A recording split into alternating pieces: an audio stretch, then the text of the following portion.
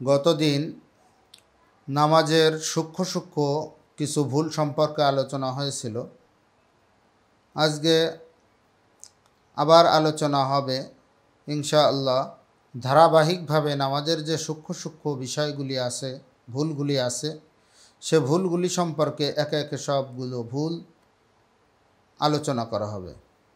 তো আজকে যে বিষয়টা সর্বপ্রথম আলোচনা করতে চাচ্ছি, এটা যদিও নামাজের ভিতরের আলোচনা না, এটা নামাজের বাহিরের আলোচনা, কিন্তু এটা নামাজের ভিতরের নামাজটা সুন্দর হওয়ার সঙ্গে সম্পৃক্ত। নামাজটা সুন্দর হওয়ার জন্য, নামাজে খুশু খুজু থাকার জন্য এই বাহিরের জিনিসটাও এর ভিতরে সম্পৃক্ত।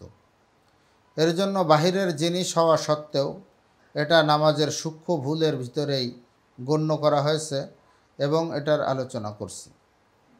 সেটা হলো, অনেকে মসজিদের ভিতরে দেখা যায় কাতার সোজা করে দাঁড়ায়, তো বৃদ্ধাঙ্গুলি দিয়ে কাতার সোজা করে। এটা নামাজের একটি প্রচলিত ভুল।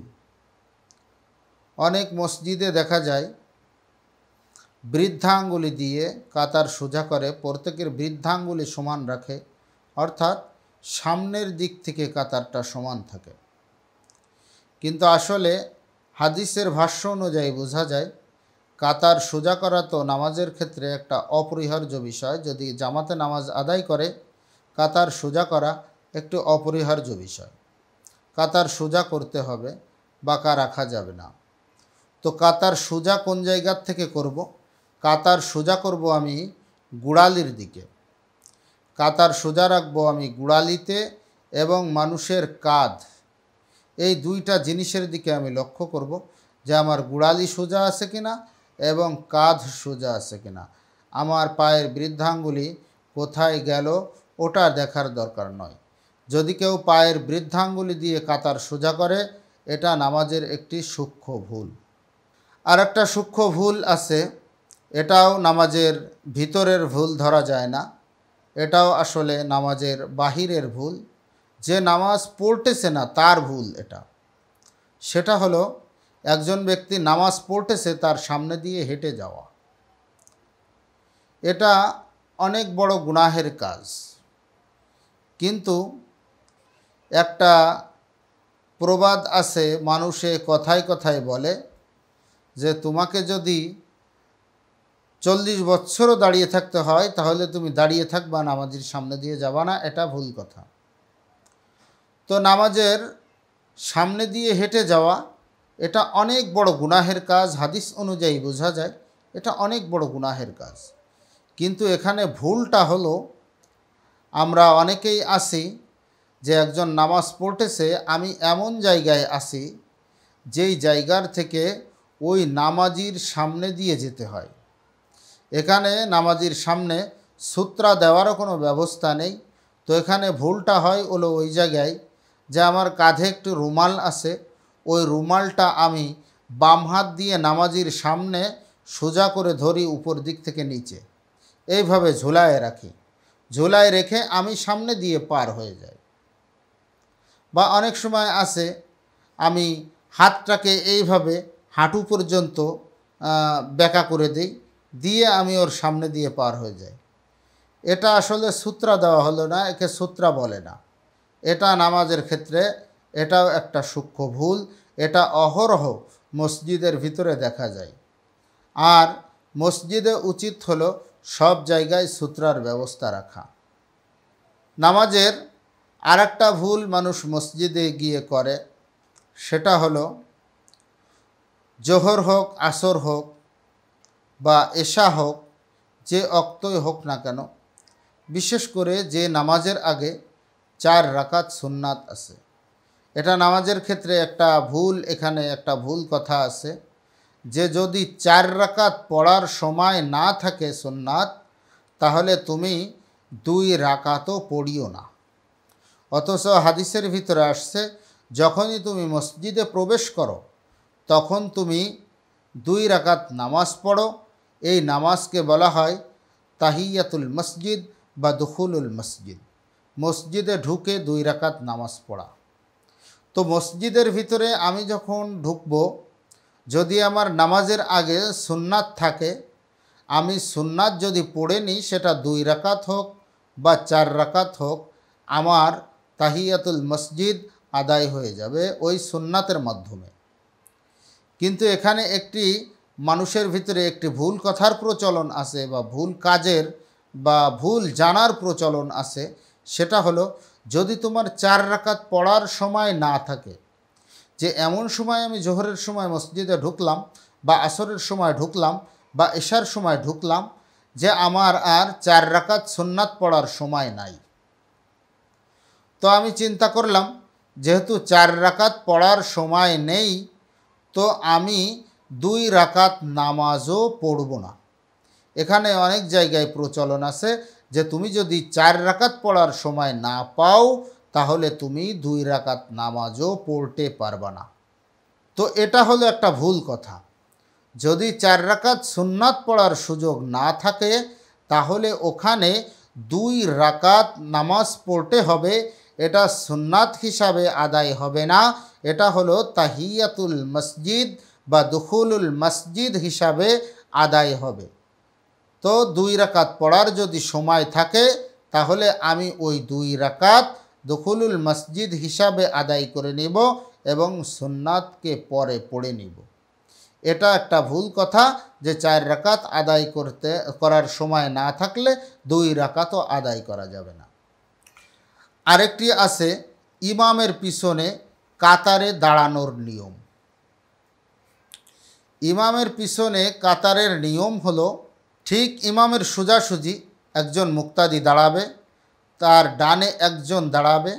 যদি একজন মুসাল্লি আসে, ডানে দাঁড়াবে। যদি 2 জন মুসাল্লি আসে, তাহলে ইমামের সোজাসুজি যেজন আছে তার ডানে একজন দাঁড়াবে, তার বামে একজন দাঁড়াবে। অর্থাৎ ঠিক ইমাম বরাবর একজন, ইমামের ডানে একজন এবং ইমামের বামে একজন। আবার যদি পরবর্তীতে চতুর্থ আরেকজন মুসাল্লি আসে, তাহলে সে ইমামের ডানে দাঁড়াবে। যদি একজন পঞ্চম মুসাল্লি আসে, তাহলে সে বামে দাঁড়াবে। এইভাবে ডান বাম করতে করতে দাঁড়াতে দাঁড়াতে যাবে। যদি একজন মুসাল্লি বেশি হয় ইমামের সোজার থেকে, অর্থাৎ মুসাল্লি যদি 2 জন হয় বা মুসাল্লি যদি 4 জন হয়, তাহলে ঠিক একজন ইমামের সোজাসুজি দাঁড়াবে, 2 জন ইমামের সোজাসুজি যে দাঁড়িয়েছে তার ডানে দাঁড়াবে এবং একজন বাম পাশে দাঁড়াবে। কিন্তু অনেক জায়গায় দেখা যায় একটু সূক্ষ্ম ভুল। সেটা হলো যে ইমাম সাহেব সামনের কাতারে দাঁড়িয়ে, ইমাম সাহেব নামাজ পড়াচ্ছে, সামনে দাঁড়িয়েছে, তো পিছনে কাতার দেয়, ডান পাশ থেকে শুরু করে, একবারে মসজিদের ডান পাশ থেকে শুরু করে। অর্থাৎ একবারে কাতারের ডান কর্নারে গিয়ে, মসজিদের কর্নার ডান কর্নারে গিয়ে দাঁড়ায়। এখান থেকে বিশেষ করে দেখা যায়, যদি ইমাম সাহেবের পিছনে এক কাতার পরিপূর্ণ হয়ে যায়, দ্বিতীয় কাতার করার ক্ষেত্রে মসজিদের ভিতরে অনেক সময় এই ভুলটা পরিলক্ষিত হয় যে একেবারে ডান কর্নার থেকে, দ্বিতীয় কাতারের ডান কর্নার থেকে মানুষ দাঁড়ানো শুরু করে, আস্তে আস্তে আস্তে আস্তে বাম দিকে আসে। এখানে অনেক সময় দেখা যায় আস্তে আস্তে ইমামের পিছন পর্যন্তও আসে না। আবার অনেক সময় দেখা যায় ইমামের পিছন পর্যন্ত আসে, কিন্তু ইমামের ডান পাশে হয়ে গেছে 30 জন, ইমামের বাম পাশে আছে দ্বিতীয় কাতারে মাত্র 2 জন 3 জন, বা অনেক সময় দেখা যায় এর থেকে বেশি কিছু কম বেশিও হয়। আবার অনেক সময় এও দেখা যায় দ্বিতীয় কাতারে মাত্র 5 জন লোক, কিন্তু তাদেরকে দেখলে মনে হয় যেন একটি দল ছুটো লোক, যারা এক পাশে ডান কর্নারে দ্বিতীয় কাতারে দাঁড়িয়ে আছে। এভাবে দাঁড়ানো হাদিসের ভিতরে সম্পূর্ণ নিষেধ। এইভাবে আমরা কেউ কাতারে দাঁড়াবো না। কাতারের সমান্তরাল থাকবে, অর্থাৎ ইমাম সাহেবের একবারে সোজা একজন, ডানে একজন, বামে একজন। এইভাবে ডান পাশে যখন একজন বেশি হবে, ডান পাশে একজন বেশি দাঁড়াবে। যদি তারপরে আরেকজন এসে যায়, সে বাম পাশে আবার দাঁড়াবে। তারপরে যদি আরেকজন আসে ডান পাশে একজন, যদি একজন বেশি হয় ডান পাশে একজন দাঁড়াবে। যদি ইমামের পিছনে যে লোক তার পাশে যদি দুইজন ব্যক্তি হয় তাহলে ডানে একজন বামে একজন। এইভাবে কাতার সোজা করতে করতে মসজিদের প্রত্যেকটা কাতার পূর্ণ করা। আরেকটি সূক্ষ্ম ভুল হলো, এটাও কাতারের বিষয়, সেটা হলো সামনের কাতারে ডানে হোক বামে হোক জায়গা খালি আছে। তো অনেক সময় দেখা যায় অনেক দ্রুত দৌড়ায় আসছে, যে তার রুকুটা ধরার দরকার ইমাম সাহেবের সঙ্গে, কারণ রুকুটা ধরতে পারলে তার রাকাত হিসেবে ধর্তব্য হবে। তো দৌড়ায় আসছে, দৌড়ায় এসে সে পিছনের কাতারে দাঁড়িয়ে যায়, কারণ যদি সে সামনের কাতারে ডানে বামে খালি জায়গায় যেতে যায় তাহলে তার ওই রুকু আর পাবে না, রাকাতটা ছুটে যাবে, রুকু আর পাবে না, রাকাতটা ছুটে যাবে। এটাও হাদিসের ভিতরে নিষেধ আছে যে আগে সামনের কাতার আগে পুরা করো। আল্লাহ রসুল সাল্লাল্লাহু আলাইহি ওয়াসাল্লাম সাহাবা একরামকে বলতেন, যদি তোমরা জানতে সামনের কাতারে দাঁড়ানোর কত সওয়াব পিছনের কাতারের থেকে, তাহলে তোমরা একে অপরের সঙ্গে যুদ্ধ আরম্ভ করে দিতে সামনের কাতারে দাঁড়ানোর জন্য। এর জন্য সামনের কাতার আগে পূরণ করা চাই। আর একটা সূক্ষ্ম ভুল হলো নামাজের ভিতরে গায়ে গায়ে মিলে দাঁড়ানোর ক্ষেত্রে। অনেক সময় আছে কেউ একজন বলতেছে যে গায়ে গায়ে মিলে দাঁড়াও। তো অনেক সময় দেখা যায় অনেক মসজিদের ভিতরে একটা কার্পেটের সমান বা একটা জায়নামাজের সমান একটা টাইলস, এই টাইলসের ভিতরে সাধারণত একজন মুসাল্লি দাঁড়ায়। তো গায়ে গায়ে মিলে দাঁড়ানোর ক্ষেত্রে আমি একজনকে বললাম বা আমি তার দিকে সরে গেলাম, সে আমাকে বলল, আপনি এদিকে আসছেন কেন? আপনার জন্য জায়গা নির্ধারিত আছে, আপনার ভিতরে বা আপনার ওই যে বক্সের ভিতরে বা আপনার নির্ধারিত আওতার ভিতরে আপনি দাঁড়ান, এদিকে আসবেন না। এখানে দুটি কথা। একটি কথা হলো গায়ে গায়ে মিলে দাঁড়ানো সুন্নাত, এটা যদি ওই মুসাল্লির না জানা থাকে, বা তা দুই নম্বরটা হলো যদি সে অপছন্দনীয়, একজনের গায়ে দাঁড়ানো আরেকজনের অপছন্দনীয়, এই কারণে যদি সে আপনাকে সরে দাঁড়াতে বলে, এটা সম্পর্কে কোনো কথা নাই। কিন্তু সে যদি মনে করে যে যে বক্সটা বানানো হয়েছে বা জায়নামাজের যে পরিমাপ দেওয়া হয়েছে বা টাইলসের যে পরিমাপ দেওয়া হয়েছে বা কার্পেটের উপরে জায়নামাজের যে চিহ্ন দেওয়া হয়েছে, এই চিহ্নটা একজন মানুষেরই দাঁড়ানোর জন্য, এর ভিতরে অন্য কেউ দাঁড়াইতে পারবে না, এটা হলো মানুষের ভুল।